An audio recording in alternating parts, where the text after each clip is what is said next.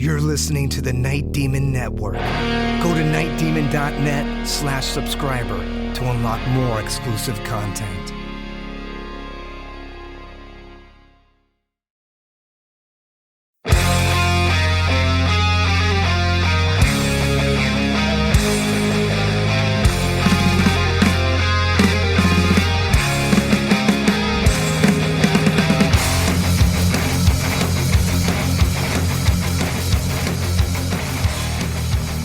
Hello and welcome to the Night Demon Heavy Metal Podcast. I'm your host, Nesbitt, and last week we got into the first time that Brent Woodward, Jarvis Leatherby, and Pat Bailey got together and had what was the very first Night Demon Jam, writing what would eventually become the namesake song for the band. And today we continue on with the very early days of Night Demon. This is Birth of the Demon Part 2.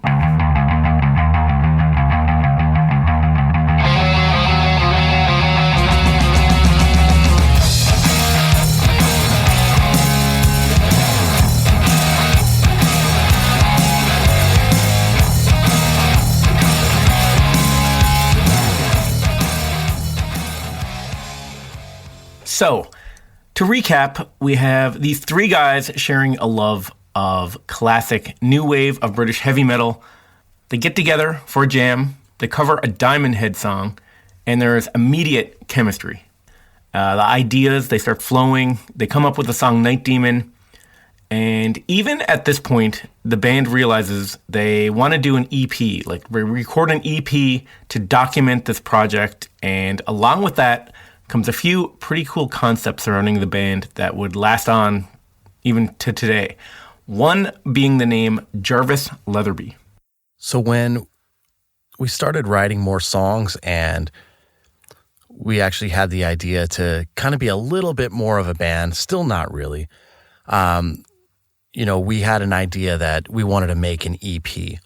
So, and just leave it at that, just a band with one EP. A lot of great new wave of British heavy metal bands, they had just one EP. And we thought, okay, we can easily do that now because we've already written a great song and we've got some more to write here. We've got some ideas. And again, no pressure. We just kind of leave it at that. And, at least we can say that we put our stamp on it, right? Like we have our place in heavy metal somewhere. We've contributed to it. Even though we've been trying to do this our whole lives, again, taking the pressure off really made it something enjoyable and something reachable, really. So following in that tradition, not only was our sound to be old school, but our look too. So not necessarily the look of us personally, because we planned on having no photos of the band out there actually. And on this first release, we definitely were not going to have a photo. We just wanted to do a 7-inch. And, we wanted to do it in offset printing and do it all black and white. So it was really like a time period piece, like something that a 7-inch that would come out then. And we wanted to make that, every part of the production of this and the packaging faithful to something that would come out in 79 or 81, something like that, right? So then came the idea of who are we? Who is this band? And Brent actually came up with the idea that, wouldn't it be funny if the three of us had like these old school traditional English names? And, I love the idea. I thought it was awesome. And so Brent gave me the name Jarvis Leatherby. And I thought it was great. I loved it. And he gave himself the name Ogden Aldrich III.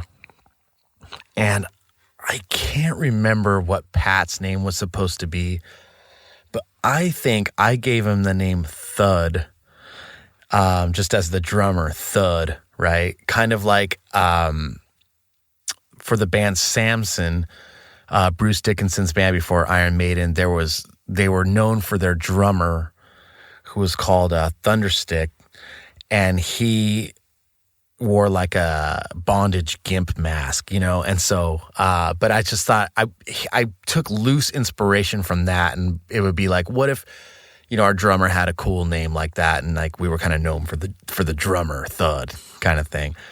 But I don't know if Pat ever went along with that. I can't remember, and I do believe that's what the trio, those were our names, and that was it. It was another way to try and basically fool the public or anybody that heard this that we were an old school English band, and that was the idea at that point, was to put it out, and especially in the days of the internet.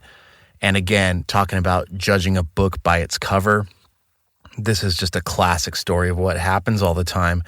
And it's not like, oh, hey, the guy from the Heartbeats has a metal band, or hey, the guy from the stoner rock band has a new wave of British heavy metal band, or hey, the drummer from the punk band has a new wave of British heavy metal style band. We just wanted to go out there and be able to put this out for anybody that would appreciate it and not have any preconceived notions about who we were before this or anything like that, or what we looked like. So they throw around this idea of these personas, kind of to differentiate this band from their other projects. So people would listen to this project without any preconceived notions going in. Let's not forget that Jeff Hershey and the Heartbeats were fully active and had a pretty big following at the time. Jeff Hershey had been in many, many bands before this. I think this new name was kind of a way to break from that for this project. But these personas, they don't stick for everyone. So now that the band was kind of out there and kind of doing stuff, as far as the names go, so the Jarvis Leatherby, the Ogden Aldrich III, Thud. For me, I was really comfortable with Jarvis Leatherby, and it began to be like a joke around our friends back home, and everybody just started calling me Jarvis. And I think when the band became real, and when we had decided that we wanted to do this, and people were gravitating towards the music and what we were doing, and we started to have more of a public image. I can definitely only speak for Brent because Pat was already out of the band at the time. But I know we used Pat's name in the layout of the EP. Patrick Bailey, we used his full name. And that's cool. Actually, that does sound like an old British name in a way. So it worked. But I think for me, I had already had Jeff Hershey in the Heartbeats. I had a lot of success as a solo artist around the world. I was known for playing in No Motive as well. And I think I just wanted a fresh start. I just wanted, and I wanted to separate myself from that a little bit. I didn't want Night Demon to be judged by anything else that I've done musically, because it's just not fair to do that. It's an entity all of its own, and it involves other people that have nothing to do with anything else I've done musically. So for me, I was already fulfilled. I had been written about in newspapers and magazines and stuff since I was 16 years old for being in a variety of bands. And I'd kind of already had that notoriety. I guess my ego was stroked enough, and I had fulfillment on that end. And I just saw this as a great opportunity, to be 30 years old and kind of be like, look, I either quit music now and become responsible, I guess. And, most of the people around me were not taking music seriously anymore at that age. And I just didn't have my fill yet. I knew this was who I was deep inside, and it's who I'm always going to be. And I had to take that shot. So to be able to reinvent myself by this joke name that my bandmate gave me was a real blessing for me. For Brent, I think that when we started to get attention, you know, he never really had that kind of thing. Him personally, you know, he personally was never talked about publicly like that. And I think he was really proud of the band. And well, I know he was. And he wanted his name attached to that. And that's fucking awesome. And I totally respect that. And I know his parents were extremely proud of the band, and they were extremely proud of everything that he was doing. And to see videos of him on big stages around the world and on television and, you know, in the press and magazines and newspapers, I mean, they were very good supporters of the band and him personally and his musical journey. They really stood behind him. And, you know, I think it brought him a lot of pride to have, you know, his name and his family name, you know, attached to an amazing, successful heavy metal band.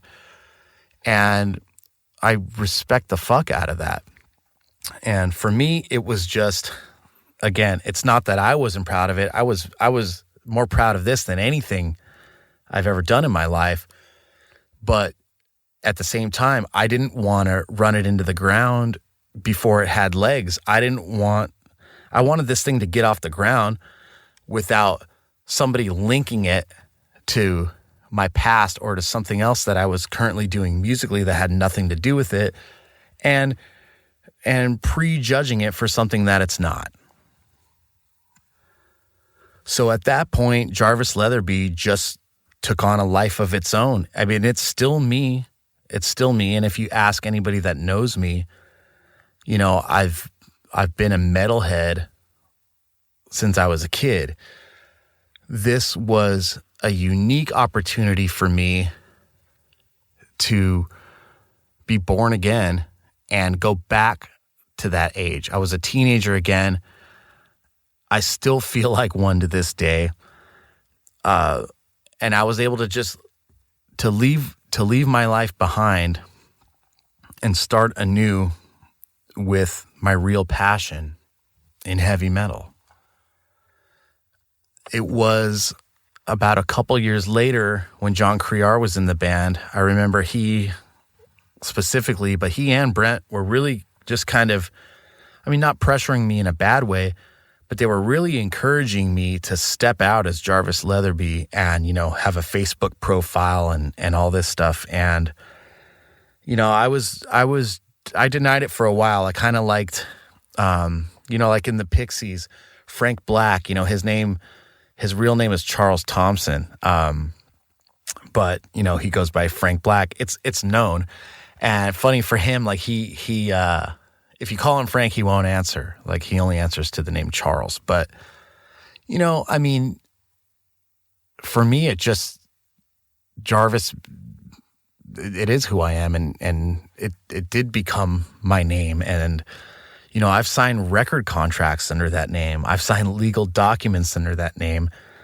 I still think people at record companies that have signed Night Demon don't even know that's not my birth name or my legal name. So, you know, I mean, there it is. What a fucking interesting life, right? I'm proud of it, and I'm happy to be that. And it's kind of funny. Even my mom like calls me Jarvie, but like when people call me by my birth name, it sometimes takes a while for it to register to me, for me to even answer it now, because, you know, I've been Jarvis Leatherby for 10 years. But again, it's all about the individual. It's all about who you are. A name is just a name. And, you know, I'm proud to be Jarvis Leatherby, and I'm glad that Brent gave me that name, because at the time it was just a really funny joke thing. Little did I know 10 years later that it created a whole different psyche in my mind and really gave me the courage to give this life another shot and really, really follow my passion. So I'm forever grateful for that. So the Jarvis name sticks. For an example, I have a 2013 interview at metalsquadron.com with Night Demon. And the interviewer asks Brent Woodward about the history of the band. And Brent says, Night Demon is actually Jarvis's first band. He's self-taught. I know he spent a lot of time listening and singing along to Diamond Head and Dark Star records when he was growing up. So starting this band with him was a no-brainer. So the guys are really sticking with the Jarvis persona. Technically, I guess this is Jarvis Leatherby's first band, if you look at it from a certain point of view. Here's Armand John Anthony. So Jeff Hershey versus Jarvis Leatherby. Well, I guess the cat's out of the bag now, huh? I thought it was kind of funny when I first heard it. But again, like I said, they were doing this stuff with that in mind. It wasn't a super serious thing, you know? It was done in fun. Yeah, and I mean, when he went to Jarvis and it became like a full-time thing, you know, it was kind of like, it took a bit to get used to, you know? It was almost like, fuck, man, I'm not going to call you Jarvis, what the hell, you know? But I think it's cool now and it's stuck, and I don't mind it as much anymore. I mean, I don't know if I'll ever take it seriously, but, you know, what is to be taken seriously in this world of rock and roll and heavy metal? If there isn't a bit of comedy involved, then to me, I don't want to have anything to do with it. So whether it's implied or not, you know, to me, you know, I always look back to Spinal Tap for everything I do. I always say, well, what would Nigel do? Yeah, I'll admit as a fan that stuff like this, especially when you're talking about a metal band, it just adds an element of fun and makes the band more interesting. Like heavy metal, as serious as it can be, it should always be fun at the end of the day. And this is the kind of stuff that makes it fun. And I think that's awesome. I love stage names, man. It's cool. You know, I always thought that my name was a little too like ethnic for the stage kind of thing. That's why I always used Armand John Anthony, my two middle names. And then the John Lizzie thing came up, you know, with New Liberty, because those guys came in and embraced that thing like full on, you know, Diesel Bottoms, Shane Mack, Willie Love. And so, of course, I was like, well, fuck, what am I going to do? So I went with the old Armand John Lizzie, and you can imagine why. My love for Thin Lizzy came into that, so. Here's Dusty Squires, a.k.a. Diesel Bottoms. So when I was a kid, my cousins used to call me Dusty Bottoms from the Three Amigos. And when I was in Systematic Addict playing music and double bass, I started getting into double bass at that time. And my bass player, Ian, said, hey, it sounds like you're like on diesel fuel, you know, like you got a diesel engine running when you're playing double kick. And so then it turned into Diesel Bottoms. So that's how I ended up getting that name. Then in Night Demon, I wanted to kind of reinvent myself in a sense. Not even reinvent myself. I don't think I needed to really do that, but I wanted a different name. I couldn't be Diesel Bottoms in this heavy metal band, and I didn't want to be Dustin Cathcart. So I ended up picking Dusty Squires. And here's a quick little story as to the Squires last name. That actually really is my last name. It was my grandfather's name on my dad's side. However, when my dad was born, my grandmother was a little mad at my grandfather for him kind of being a knucklehead. And she also wanted to get a railroad pension. So she used her ex-husband's name, or her late husband's name. I believe he passed away. And she threw that on my dad's birth certificate, so she put Cathcart on there. And she ended up getting a railroad pension for that. So that's how I ended up with the last name Cathcart. But really, my last name is Squires, as the bloodline goes. I have an uncle who's 5 years younger than my dad. Same mom, same dad. And his last name is Squires. So she ended up putting his last name, you know, correct on that one. But so it was cool to kind of like think about how I was going to be in this band, and I ended up using my real last name. So I think maybe in the future I might change it, but we'll see. I don't know. I'm not in really any hurry. So It's not something that I ever wanted personally, but when it was given to me, obviously it's something that stuck and something that worked out, so it was meant to be. But, even Dusty Squires, okay? His real name is Dustin Kithcart. Squires was his old family name on his dad's side that for some reason they couldn't use. I don't know, it was for some legal reason or whatever, but we thought it was cool. And we're like, hey, man, you should use that. And so he did, right? In New Liberty, he was called Diesel or Diesel Bottoms. He could probably tell you the story about that. I don't know how that name came up. Or Armand. When he was in that band, he was Armand John Lizzy. And I think somebody gave him that name just because he loved Thin Lizzy. And it just stuck. That's how these things go. But there's no shame in having a stage name or just a nickname. Come on. Like, look at, David Bowie, Alice Cooper. The list, there's so many people out there, that have a different persona or a different stage name. It's all what you want it to be. That's what's fucking awesome about rock and metal. We live in a fantasy world in our minds, all of us, but when you do this kind of stuff and you're involved in this scene, you're able to take it a step further and really make your real life a part of this fantasy world. As the band goes forward, you'll notice that Jarvis really takes to the persona of Jarvis as opposed to Jeff Hershey. So he kind of makes a separation from the Jeff Hershey of Jeff Hershey and the Heartbeats to the Jarvis Leatherby of this band, which at the time was Night Demon, and that's Night with a K. So at this point, the band was originally called The Chalice. They write their first song, Night Demons, and change their name to Night Demon. And that brings us to the second official rehearsal, March 18th, 2011. Another new original song and another name change. For our second rehearsal, I brought in another song. So we've got a good tradition going here. Our first jam, we come in with Lightning to the Nations as a cover, immediately hit it off. Brent has the initial riff for Night Demon.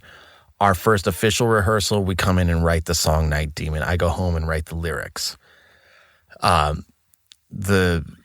second official rehearsal, I come in with another song. So this was The Chalice. And I remember being at work. I managed an audio repair shop in Woodland Hills. And man, it was a miserable existence, but it was a job, and I'd been there for years, and I thought I was getting paid pretty good, but there was just a lot of stress on me, and I just wasn't happy there for a really long time.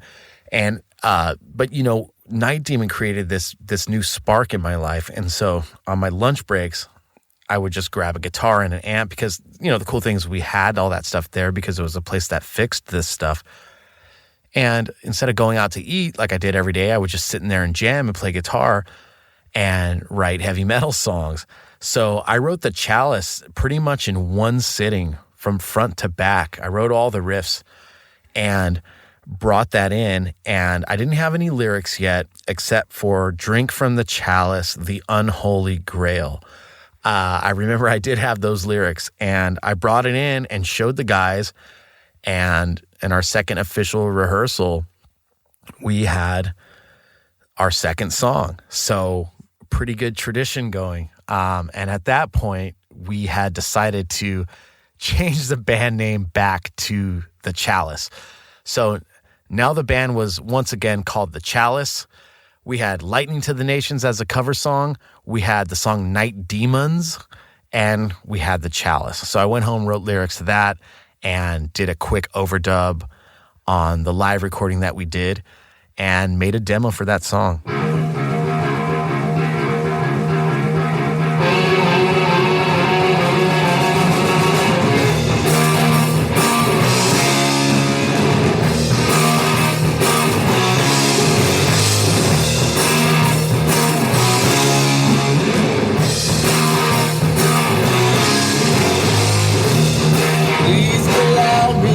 Introduce myself.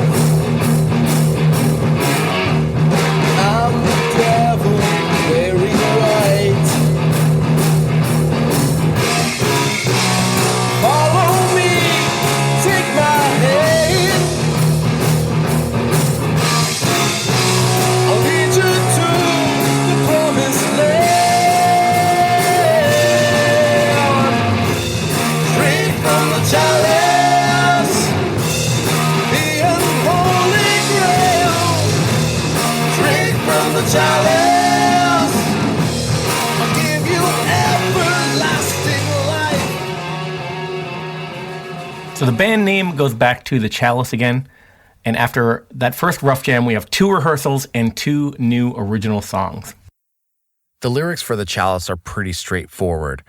So once I had the line, drink from the chalice, the unholy grail, it's pretty self-explanatory from there, So it's basically the devil or, tempting Adam and Eve, or the devil just tempting anybody to drink from the Holy Grail and have everlasting life. Part of me thought of Monty Python's Quest for the Holy Grail, which made me laugh, which, we were already kind of in this novelty phase of being a heavy metal band and trying to just be over the top cliche. But then I thought of like Indiana Jones and the Last Crusade, the Holy Grail there. Just like really cool things come to mind and just, you drink from the chalice, you have everlasting life. This ends up becoming, Rocky holding the chalice on the cover of the EP. This ends up becoming, just as big of a song for Night Demon as the song Night Demon. And, just it was kind of a sinister vibe here on this song. And really, I just wanted to deliver the lyrics kind of low and deep and just like the devil is talking to you. And, I think that came across well. So this idea of having a song that matches the band's name, very much intentional, kind of in the spirit of, Iron Maiden, Angel Witch, Overkill, Metal Church, even like Exodus, Sabbath, Motorhead. It's a very metal thing to do. As far as having a song named after the band name, yes, this was purposeful and it was very intentional. Even from the beginning, when we were called the Chalice, we knew that we would have to have a song called the Chalice. When I wrote the song Night Demon, that was kind of the idea, except for, the band was spelled with a K and then the namesake song was Night Demons. Obviously, that didn't stick and we changed that. But yeah, that was the idea. We thought that the Chalice was a really good song and we said, hey, let's just go back to what we had and just the way we started and call the band the Chalice now that we have this kick-ass song. So that's what we did. By rehearsal number 2, we were back to being the Chalice and we had a song that was our namesake. Hey guys, Nesbitt here. If you would like to support Night Demon and this podcast, the best way to do it is to become a Night Demon subscriber. Not only will you be doing your part to support a true heavy metal band out there really living it, you'll also gain access to a ton of extras. Bonus audio content, a subscriber-only merch store with rare items from the band's archives. You can stream never-before-heard demos and unearth live concerts from the live vaults. Communicate with the other Night Demon diehards on an exclusive subscriber forum, and gain early access to all press releases, album pre-orders, new merchandise, and a ton more. And another thing that I think is pretty cool is Night Demon will be donating 10% of every subscription fee to the Metal Cares Foundation, which is a charitable fund the band started in 2014 to aid those in our metal community. So head over to nightdemon.net/subscriber and join us as we make heavy metal history together as one. And on a side note, I'll personally think you're a grade A badass.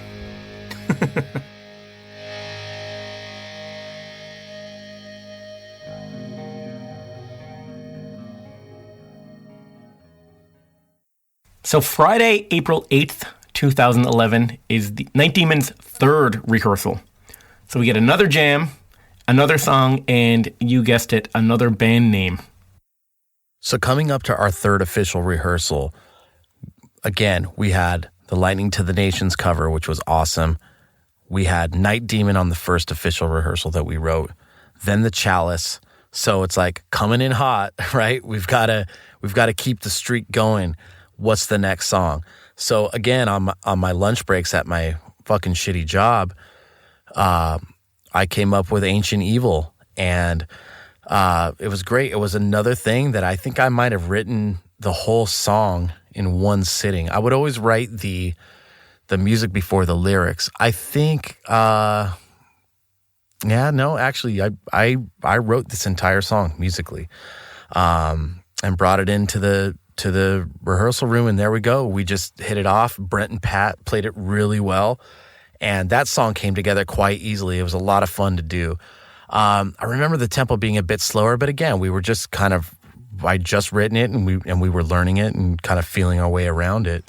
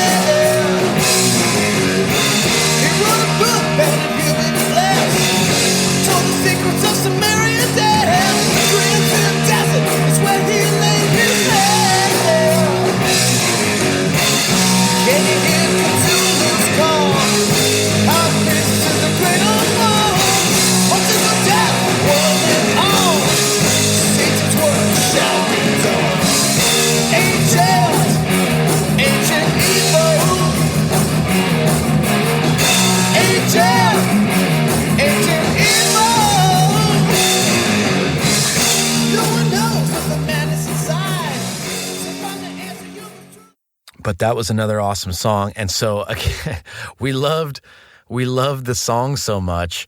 And, I had written these lyrics to it and titled it Ancient Evil. And there was like these Lovecraftian themes around the lyrics. And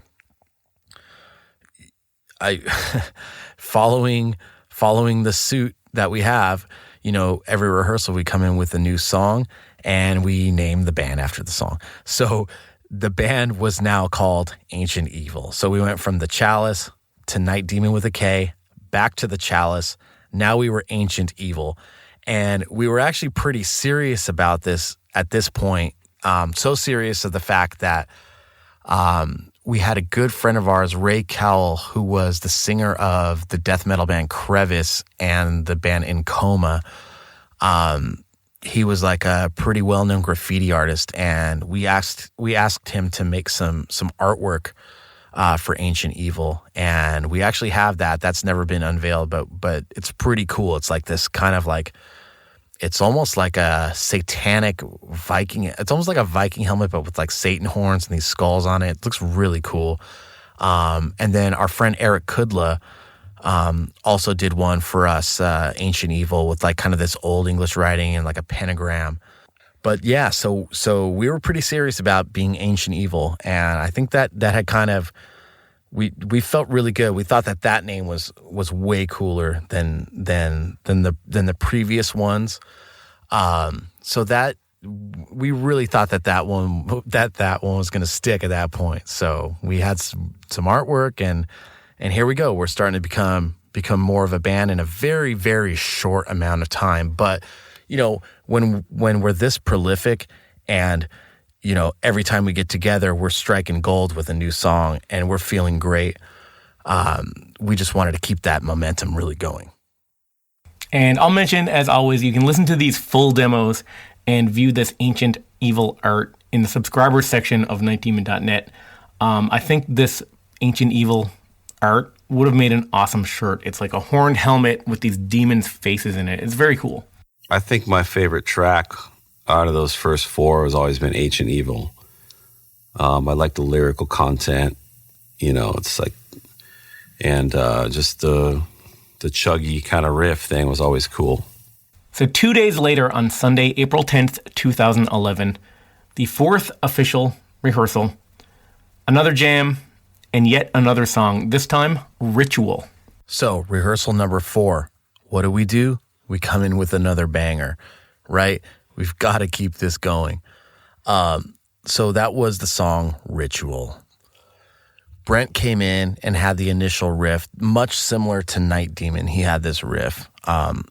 And I think I remember telling Pat, hey, come in, I'm going to, let's hit these notes at the beginning, right? And I kind of tried to do this walk-up thing.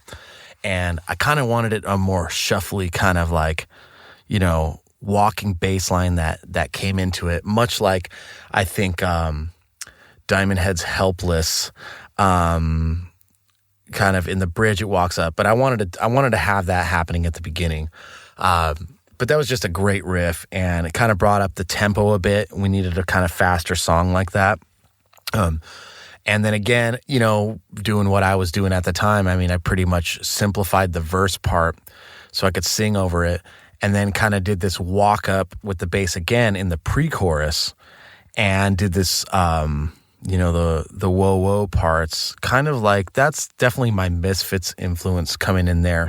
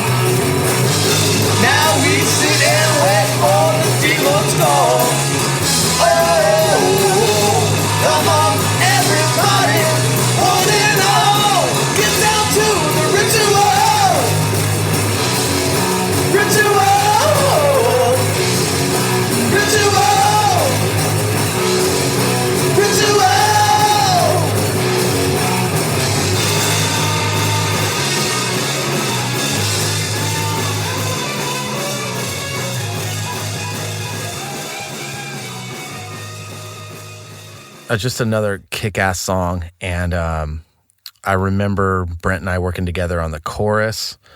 I believe it was my idea for the bridge, that syncopated, chuggy part, very thrash metal-like in that instance. So again, something that wasn't around in the new wave of British heavy metal days to that extent, and that's another thing where I think people say that there's something fresh about Night Demon, and I guess it would be combining some other more modern elements into a classic sound, but not having it sound overly modern or lame. And then just that great solo section that Brent does a really awesome solo in the song, and I was very inspired by Geezer Butler with my walk down bass riffing underneath it. I mean, I in a band like this, in a 3-piece band, I oftentimes feel like when a guitar solo happens, the bass needs to hold the root tight because there is no other guitar to back it up, but also needs to be soloing a bit too, to kind of make it more interesting and really show the musical prowess of the three guys together. And so that stuff kind of started with the song Ritual. That's when I really started to go, oh, well, wait a minute. I can explore a little bit more behind these guitar solos instead of just being worried about kind of, being naked out there as just the only instrument playing underneath. So Ritual definitely did that for me. We did not call the band Ritual. So this was a thing that, I do remember that we kind of, that thought did cross our minds, because we're like, look, every song we've written, we've now named the band after. Like, why not Ritual? That's just such an awesome name. But, there were other bands that had that name. There was actually a band from Cleveland from the 80s that had that name, but there were many other bands that had that name, and that was just too easy, right? The other ones were much more unique, I think. So I looked online and I found 31 metal bands named Ritual. So I think they made the right choice to not choose that as a band name, but it is an awesome, awesome killer song. What they were doing at the time and what they were bringing to the table was refreshing. I think that's why people like Night Demon anyway, because it's that throwback style with the refresh and, modern influences. We all listen to different things. But I thought it was a really cool idea. I thought it made sense. I thought it was simple, to the point, a lot of energy, a lot of attitude. What's cooler than just dressing in all black and being a little mysterious? So 4 jams and 4 songs. The idea of the band is coming together. The sound of the band is coming together. And with 4 songs, they now have enough for the EP that they had in mind. So with an EP in mind, they start to think of how to represent this project in the EP cover art. The idea of Rocky, our mascot, this honestly was a bit of an afterthought. I know we were thinking about it before the artwork was done for the cover of the EP. We definitely wanted to have a mascot. And a really good friend of Brent's, Kane Shimmick, who was also in the band Drug Wolf, and he was in Destruction's End as well with Brent. He's a really cool artist, and Brent had commissioned him to just do this black and white, old school art. And we were going back and forth with him about what our mascot was to look like. And we had a couple of other artists also take a crack at it, and it just wasn't connecting. But, we've been good to those people, and we've used them for other stuff in the future. Sometimes, the vision doesn't connect. And when you're talking about an album cover or a mascot or something that's kind of going to be out there forever or get more visibility than just a simple t-shirt design or something like that, you really want to be committed to it. So I think our first mistake here was not understanding the power of suggestion. When I say that, I remember talking to Kane and Brent, and we kind of just all decided, or at least Brent and I decided, to tell him, yeah, we want a mascot like Eddie from Iron Maiden, but don't make it look like Eddie. And when you see the EP, when you see the cover of the EP, Rocky, he does have a similar look to Eddie from Iron Maiden. And whatever, I guess, they say imitation is the best form of flattery, right? We really loved the art. And at the time, again, we just had basically no ambition for this band, so it was fine. We were happy with it as the EP, as the 4 songs on record as itself. It made the statement that it did, and we were fine with that. We were happy to let it go at that and not even ever be a band after that. So, and when I say that the power of suggestion and not understanding the rules of that, it's kind of like this. Let's just try an experiment right now. Anybody listening to this, close your eyes, not if you're driving or operating any kind of heavy machinery, okay? Pause this, and when you're ready, close your eyes. And do not think of an iceberg.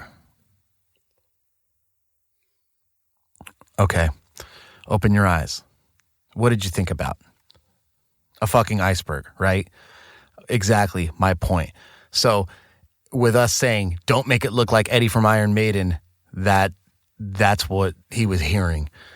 Eddie from Iron Maiden is what sunk in. So there's actually some other really cool art that he did for us that never got released, and some really cool Rockies, but they looked even more Eddie-like. So I think that's why we didn't use that stuff. But again, we were just so happy to have something, and we really liked what he did. Today, even, looking at that art is very cool. And Rocky having the chalice and having the staff in his hand with the globe on it. He's basically seeing the whole world. It's like a crystal ball globe of the world. And, you know, the army of minions behind him. You know, it was so heavy metal, and it was so cool. And, you know, that's just how it is. We ended up with it, and it's still one of our most popular and well-known pieces of art to this day. So April 22nd, 2011. So remember, this band is only weeks old. 4 jams, 4 songs, and Ancient Evil, as they were named at the time, they decide to record their 4 songs and put out an EP. And so at this point, we had 4 songs, and we just really wanted to record, and we wanted to professionally record these songs, or semi-professionally, I guess. You know, I mean, we weren't trying to really fine-tune them. I mean, we did have some pre-production, which was cool. You know, we did have these demos, but we weren't going to spend a bunch of time trying to do this. And, you know, at this point, that was our immediate goal. We had kind of just decided, look, let's do this EP. We have 4 songs. Let's go in and do it and just be done with it. Let's put out a 7-inch. When those guys came to me, they were still under the idea that this thing was just going to be like a demo, and that it wasn't going to be a real band. It was like almost like a mock-up thing, and they were going to take on these alter egos and, you know, sell it as this is the coolest band that you never heard of, you know, from back in the day. We had, again, no ambition to be a full-time band by any means. And I specifically remember Brent and I talking about this recording and saying, look, this is all we're committed to doing. We should actually just fold the band after this. We should just do an EP, put out a 7-inch, make people think that it's a new wave of British heavy metal band that was undiscovered. And let's just be happy about that. And secretly, you know, laugh behind the scenes that it's us and be proud that we created something like this. And hopefully, you know, again, because if people knew that we were a current band from Southern California, we just didn't think anybody would care or they would even take us seriously. So we weren't trying to trick people per se, but I mean, that was our intention, is just how do we get in the conversation with this, because we feel this music belongs there, and that's how we were going about it. So things moving pretty fast. You know, after the first jam, there's 4 jams, 4 songs. The 5th time they get together, they decide it's going to be in the studio recording the EP. And that's where we're going to pick it up next week, recording the tracks that would become the first Night Demon self-titled EP. Be sure to check out the bonus area on nightdemon.net for full demos and early artwork, including the artwork from when the band was called Ancient Evil, which is pretty cool. Until next time, this is Nesbitt signing off.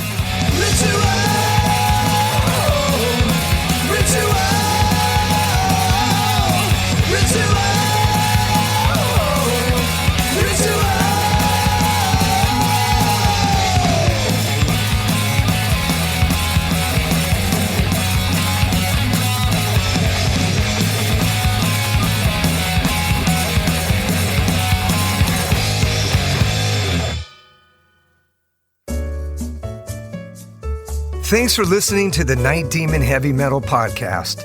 Head over to nightdemon.net, click on the subscriber tab, and sign up to access exclusive weekly bonus content. If you would like to donate to support the Night Demon Heavy Metal Podcast, you can do so through PayPal at paypal.me/nightdemonmetal. Additionally, if you have not already done so, please subscribe, like, rate, and review the show on iTunes or wherever you listen to podcasts.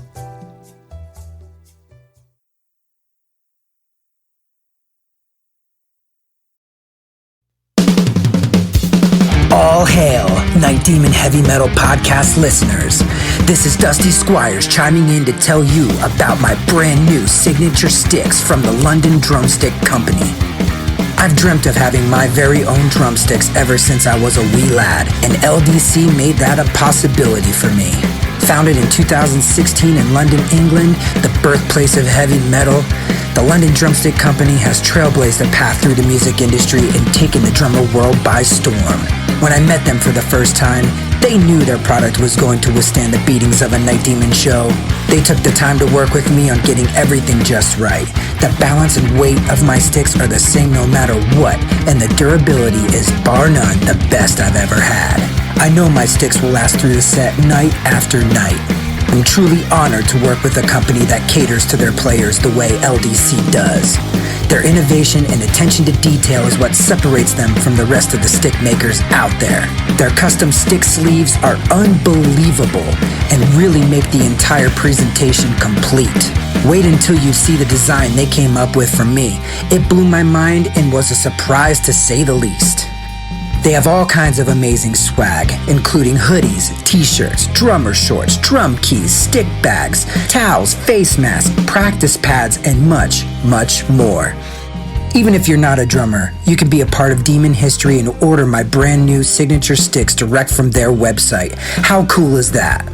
And to top it off, the London Drumstick Company are giving an exclusive offer to the Night Demon Heavy Metal Podcast listeners. Go to londondrumsticks.co.uk and receive a 15% store-wide discount using promo code DEMONSTICKS. All capital letters, no spaces, Demon Sticks. DEMONSTICKS. I can't thank everyone there enough for the opportunity to be a part of their family and for them trusting me with their amazing products. See you metal maniacs on the road very soon. And yes, the wood chips will be flying.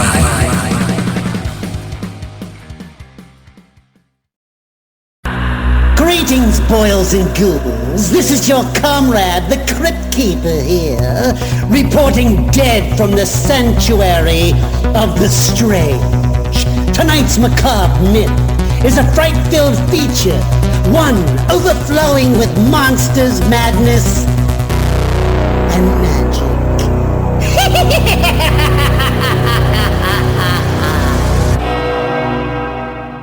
Visit our website at monstersmadnessandmagic.com to stay up to date on all the dark dealings within the sanctuary of the strange. Enjoy the show. Hey Metalheads, I'm Mark and I host Metal Forge. Let me tell you about the show. The Metal Forge features the best underground metal from all over the world. We spend every week with a different artist with interviews, in-depth conversations, and most of all, the music. We also feature audience interactivity where you can submit your questions to the upcoming guests. New episodes are out every Friday at noon Eastern Time at metalforgeradio.com or wherever you listen to your podcasts.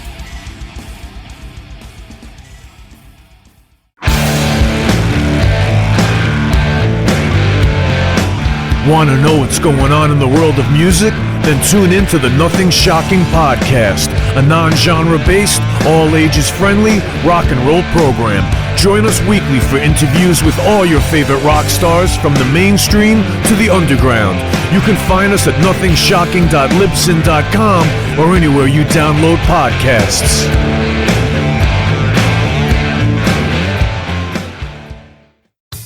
Okay, metalheads, you've been complaining that there has not been a channel that plays all of the heavy metal videos from past, present, and future for years and years at this point. Well, that time is over. Heavy Metal Television is back. HeavyMetalTelevision.net is the website. Go there. You can see videos playing 24/7, 365, all the time, all the best from the old school, the new school, and everything in between. Check it out, HeavyMetalTelevision.net. It is where the metal is.